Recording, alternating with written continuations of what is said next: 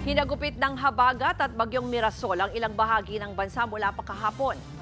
Pigang, patabang namin dito sa Indangong di location. Kaya ako na kayang tubig di panganod ng balay. Dito sa diversion. Please, tabangi mi please. Kuha po yan sa Valencia, Bukidnon. Nagpapasaklolo ang residenteng yan ng mas stranded sa baha sa Diversion Road. Nagbisulang ilog din ang paligid ng Central Mindanao University. Ang ibang estudyante hindi makauwi dahil sa baha. Ang ilan naman lumusong na sa halos bewang na baha para lang makauwi.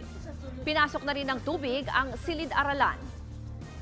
Buwis buhay naman ang paglikas ng estudyanteng yan mula sa kanyang boarding house. Halos umabot hanggang ulo ang tubig sa lugar.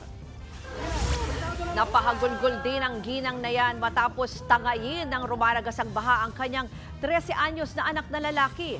Patuloy pang hinahanap ang binatilyo. Sa kasagsagan naman ng bagyong Mirasol sa Aurora, 5 bangka ang biglang tinangay sa gitna ng dagat. Agad namang nakaresponde ang Philippine Coast Guard at nahila papunta sa Pampang ang mga bangka. Sa Isabela, hindi madaanan ng tulay ng umapaw ang tubig sa bayan ng Etxague. Hindi rin nakaligtas sa baha ang Maluno Overflow Bridge sa bayan naman ng Benito Soliven. Apektado rin ng bagyong Mirasol ang Bicol Region. Sa Naga City, mabilis tumaas ang baha nang bumuhos ang malakas na ulan kagabi. Sa Ninoy and Cory Avenue, stranded ang mga food vendor sa tindi ng baha.